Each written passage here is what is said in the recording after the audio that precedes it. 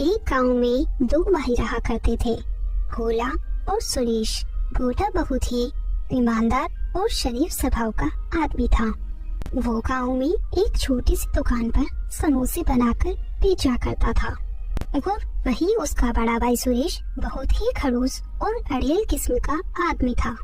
सुरेश दिन भर घर पर आराम किया करता था, वो कोई भी काम नहीं करता था। कुछ भी कहो भोला, तुम्हारे समोसे सिर्फ इस गांव तक नहीं बल्कि दूर दूर के गांव तक प्रसिद्ध है। ये तो उन लोगों का बड़कपन है जमींदार साहब, वरना मैं तो लोगों की तरह ही समोसे बनाता हूँ। अरे नहीं भोला, ये तो तुम्हारा बड़कपन है और देख लेना, मुझे तुम्हारे ऊपर विश्वास है, तुम एक दिन जरूर तरक्की करोगे। आप भी ना जमींदार साहब, कभी आपने सुना है समोसे बेचने वाला तरक्की करे? अच्छा सुनो भोला, आज शाम को मेरा भाई अपने गांव आ रहा है और मैंने उसके सामने तुम्हारे स्वादिष्ट समोसों की बहुत ज्यादा तारीफ कर रखी है, तो तुम थोड़ा उसका ध्यान रखना। बिल्कुल जमींदार साहब बिल्कुल, आप थोड़ी भी चिंता मत कीजिए। आप आराम से शाम को उन्हें यहाँ ले आइए, वो कभी भी मेरे हाथ के समोसे का स्वाद नहीं भूल पाएंगे।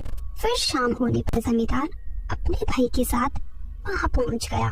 भोला, यही है मेरा भाई, अब तुम इसे अपने हाथ के समोसे खिलाओ। फिर भोला ने जमींदार के भाई को एक समोसा दे दिया, मगर जैसे ही जमींदार के भाई ने समोसे को खाया तो उसे बहुत तेज मिर्ची लगी। क्या हुआ भाई, तुम ऐसे मुंह क्यों बना रहे हो? भोला के समोसे तो दूर दूर के गांव तक बहुत प्रसिद्ध है। क्या भैया, आपने तो कहा था आपके गांव का ये आदमी बहुत अच्छे समोसे बनाता है, लेकिन इसने तो समोसों में बहुत ज्यादा ही मिर्ची डाली हुई है। जमींदार गुस्से में आकर भोला से बोला, ये क्या हरकत है भोला, तुम क्या मेरे भाई के सामने मेरी बेइज्जती करवाना चाहते हो? नहीं नहीं जमींदार साहब, ऐसा नहीं है, मैंने तो रोज की तरह ही मसाले डाले थे, लेकिन फिर पता नहीं मिर्ची कैसे ज्यादा हो गई। बस बस भोला, मुझे मेरे भाई को यहाँ लेकर आना ही नहीं चाहिए था। चलो भाई, तुम मेरे साथ चलो। जमींदार वहाँ से गुस्सा होकर चला गया। रात को जब भोला दुकान बंद करके घर गया,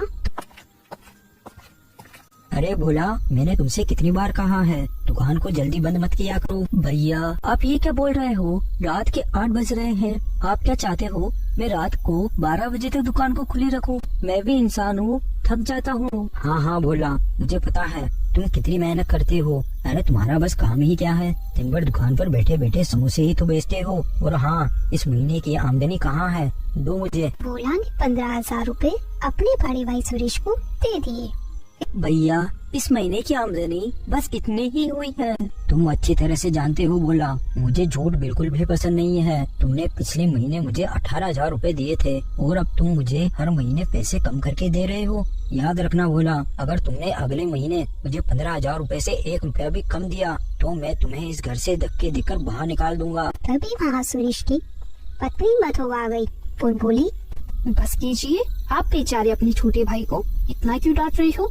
आपसे तो कुछ नहीं होता, वो बेचारा दिन भर कितनी मेहनत करता है, आपको कुछ पता भी है क्या? देखो भाग्यवान, मैं तुम्हें प्यार से बोल रहा हूँ, तुम मेरे और मेरे भाई के बीच की लड़ाई में तुम ना हो तो तुम्हारे लिए ज्यादा अच्छा होगा। फिर अगले दिन सुबह जब भोला अपनी दुकान पर गया तो उसने देखा कि जमींदार ने उसके आदमी के साथ मिलकर उसकी दुकान में आग लगा दी।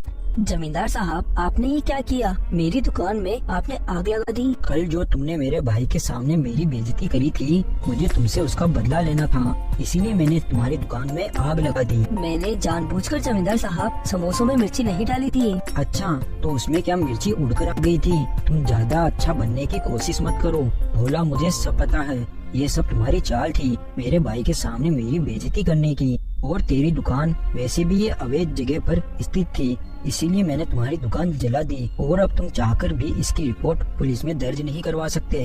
और वैसे भी तुम्हारी दुकान में था ही क्या, सिर्फ ये समोसे। जमींदार साहब, अब मैं क्या करूँगा?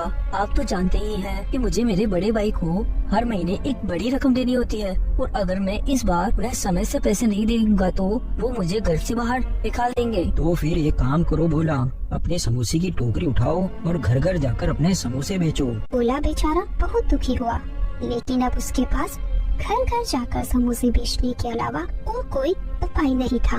उस दिन के बाद से ही भोला घर घर जाकर समोसे बेचने लगा। शाम होने तक बेचारा भोला इतना थक जाता कि उससे ठीक से चला भी नहीं जाता। तो एक दिन भोला समोसे बेचकर अपने घर जा रहा था। कि तभी उसे रास्ते में एक बूढ़ी औरत रोती हुई मिलती है। क्या हुआ काकी, आप रो क्यों रहे हो? बेटा, मेरी छोटी बेटी बहुत बीमार है और उसके इलाज के लिए मेरे पास पैसे नहीं है। डॉक्टर ने कहा है अगर मैं आज 15,000 रुपए जमा नहीं करवाई तो वो मेरी बेटी का इलाज नहीं करेंगे। भोला अपने मन में कुछ सोचने लगा, क्योंकि उसके पास भी केवल 15,000 रुपए ही थे। लेकिन भोला ने वो पैसे उस बूढ़ी औरत को दे दिए। काकी, आप ये पैसे रख लीजिए और जाकर अपनी बेटी का इलाज कराइए। बेटा, मुझे समझ नहीं आ रहा मैं तुम्हारा ये कर्ज कैसे चुका पाऊंगी, लेकिन गांव के दूसरी तरफ मेरी जमीन है, तुम चाहो तो उस पर जाकर खेती कर सकते हो। काकी, अगर आपके पास जमीन पड़ी थी तो आपने उस जमीन पर खेती क्यों नहीं करी, या फिर उस जमीन को बेचकर अपनी बेटी का इलाज क्यों नहीं करवाया? इतनी जल्दी उस जमीन का कोई ग्राहक नहीं मिलता बेटा। लेकिन काकी, मैं उस जमीन पर किसकी खेती करूँगा? तुम बेटा समोसे बेचते हो ना, तो तुम उस जमीन पर समोसे की खेती करो। अरे काकी, आप भी कैसी बातें कर रही हो? भला समोसों की भी कोई खेती होती है क्या? मैं तुम्हें एक जादुई बीज देती हूँ, तुम उसे जाकर अपने खेत में लगा देना और बोलना कि कल सुबह तक यहाँ पर समोसे की फसल उग जाए। लेकिन बेटा, बस तुम ज्यादा लालच मत करना। फिर वह बूढ़ी औरत भोला को वो जादुई बीज देकर वहाँ से चली जाती है और भोला भी अपने घर आ जाता है। भोला, इस महीने की मेरी रकम कहाँ पर है?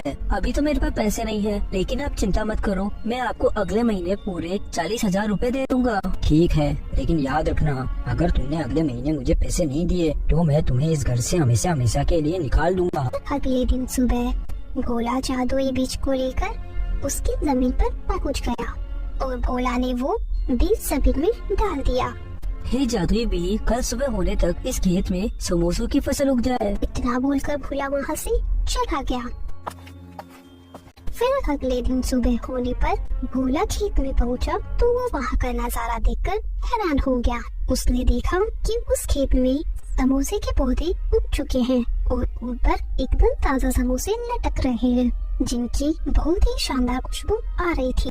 काकी तो बड़ी ही चमत्कारी निकली। अब वो दिन दूर नहीं जो मैं देखते ही देखते बहुत अमीर बन जाऊंगा। उस दिन से भोला जादुई समोसे की खेती करने लगा और देखते ही देखते भोला के दिन बदल गए और महीना पूरा होते ही भोला ने अपने बड़े भाई सुरेश के हाथ में पूरे 40,000 रुपए रख दिए और वहाँ से चला गया। ये भोला के पास इतने पैसे कहाँ से आ रहे हैं? और जहाँ तक मैंने सुना है, भोला की दुकान तो जमींदार ने जला दी। जरूर कुछ ना कुछ गड़बड़ है, मुझे पता लगाना ही होगा। आखिर ये भोला इतने पैसे ला कहाँ से रहा है? अगले दिन भोला जब खेत की ओर जा रहा था तो उसका बड़ा भाई सुरेश उसका पीछा करते हुए उसके पीछे पीछे जाता है और देखता है कि भोला ने तो समोसे की खेती कर रखी है। तो सुरेश बोलता है, भोला, ये समोसे की खेती कब से होने लगी? भोला अपने बड़े भाई सुरेश को सारी बात बता देता है। अच्छा, तो सारा का सारा ये माजरा है। लेकिन तुमसे बड़ा मूर्ख आदमी मैंने मेरे जीवन में नहीं देखा। अरे जब तुम इस जादुई बीज से बहुत सारे समोसे उगा सकते हो तो तुम इतने कम क्यों उगाते हो? और अब वो बीज तुम मुझे दे दो और तुम घर जाकर आराम करो। अब मैं करूँगा यहाँ पर खेती। नहीं भैया, मैं लालच नहीं करूँगा और आप भी ऐसा मत कीजिए। बात को समझने की कोशिश कीजिए, ज्यादा लालच सही नहीं है और काकी ने मुझे ज्यादा लालच करने से मना किया है। भोला, तुम अच्छे से जानते हो मुझे इस पूरी दुनिया में पैसों से अधिक कोई भी प्यारी चीज नहीं है। और अगर तुमने वो बीज मुझे सीधे तरीके से नहीं दिया तो तुम जानते ही हो मेरा तरीका, मैं तुमसे बीज कैसे निकलवा सकता हूँ। ना चाहते हुए भी भोला वो जादुई बीज अपने बड़े भाई को दे देता है और वहाँ से चला जाता है। फिर अगले दिन से सुरेश समोसे बेचने लगा, लेकिन जिसने भी सुरेश के समोसे खाए वो बीमार हो गया। शाम होने पर जमींदार कुछ आदमियों के साथ सुरेश के घर पहुंचा। सुरेश, तुम्हारे समोसे जिसने भी खाए हैं वो गांव के सभी लोग बीमार हो गए हैं। जमींदार साहब, आप मेरा विश्वास कीजिए, मैंने उन समोसे में कुछ भी नहीं मिलाया, फिर भी लोग पता नहीं कैसे बीमार पड़ गए। सुरेश, मुझे नहीं पता, गाँव के सभी लोगों को अब तुम ही सही करोगे और अगर गांव के किसी भी लोगों की मृत्यु हुई तो ध्यान रखना तुम भी अपनी जान से हाथ धो दोगे। और गांव के सभी लोग तुम्हें मिलकर मार डालेंगे।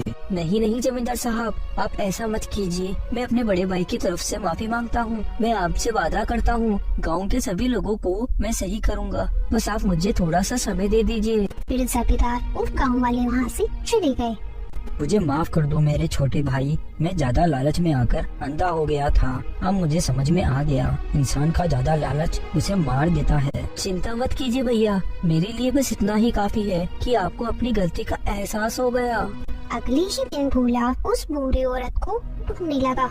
शाम होने तक वो औरत उसे मिल गई तो भोला ने उसे सारी बात बता दी। मैंने तुमसे कहा था ज्यादा लालच मत करना, ये उसी का परिणाम है। काकी, लालच मैंने नहीं, मेरे बड़े भैया ने किया था, लेकिन अब मेरे भैया को अपनी गलती का एहसास हो गया।